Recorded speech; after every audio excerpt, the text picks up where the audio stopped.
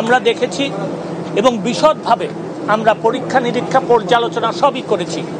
দেখা যায় যে যারা কোমলমতি কোটা বিরোধী আন্দোলন করছেন যে শিক্ষার্থীরা, তাদের কিন্তু এই কথা দাবি ছিল এবং যেহেতু সরকার তাদের দিক বিবেচনা করে এই দাবিগুলিতে রাজি হয়েছেন, আমার মনে হয় আজকের থেকে আন্দোলন করার আর কোনো প্রয়োজন নাই।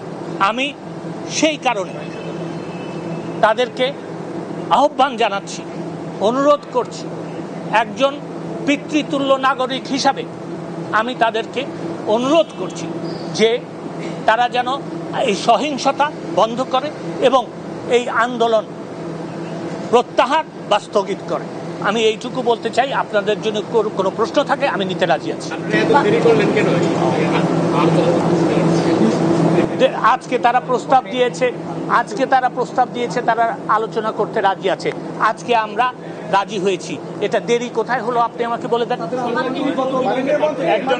সরকার কি আদর্শিকভাবে কোটা সংস্কারের পক্ষে যাচ্ছে কি যাচ্ছে না, আমি পরিষ্কারভাবে একটা কথা বলতে চাই। আমি এর আগেও বলেছি, আমি এখনো বলছি, মামলাটা আদালতে আছে, তাও সর্বোচ্চ আদালতে।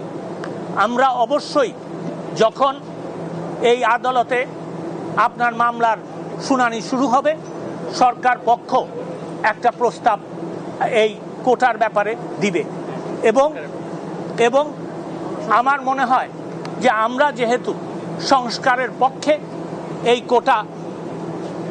এই প্রস্তাব দিব কোটা সংস্কার করার জন্য, সেই জন্য আপনারা বলতে পারেন যে আমরা কোটা সংস্কারের পক্ষে। মন্ত্রী, এই যে আমরা যতটুকু জানি যে বিচার বিভাগের সর্বোচ্চ ক্ষমতার অধিকারী নির্বাহী বিভাগ, তো এই দেশের এত এরকম বাজে সিচুয়েশনের আগে নির্বাহী বিভাগ কেন সিদ্ধান্ত নিল না? বা আপনারা প্রথম কথা, আমি আপনার প্রশ্নের জবাব দিচ্ছি এবং আপনার সাথে দ্বিমত পোষণ করে আমি জবাব দিচ্ছি।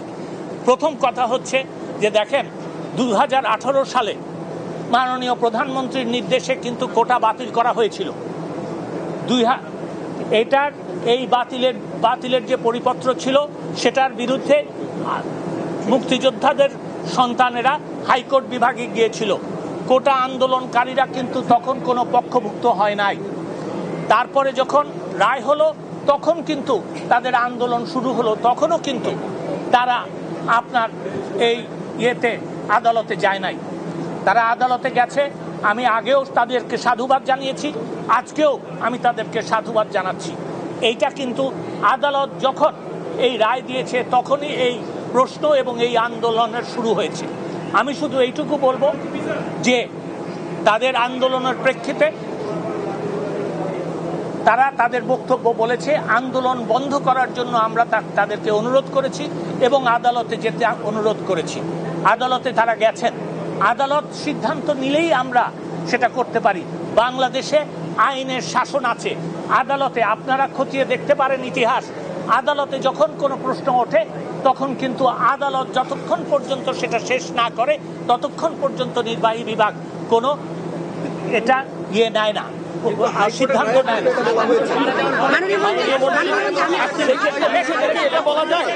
এটা বলা যায় যে আপনারা আন্দোলনকারীদের কোটা সংস্কার সহ অন্যান্য যে সকল তাদের প্রস্তাব রয়েছে সেই প্রস্তাবের সাথে একমত হয়ে আমরা অবশ্যই সংস্কারের ব্যাপারে নীতিগতভাবে ঐক্যমত পোষণ করি। ধন্যবাদ।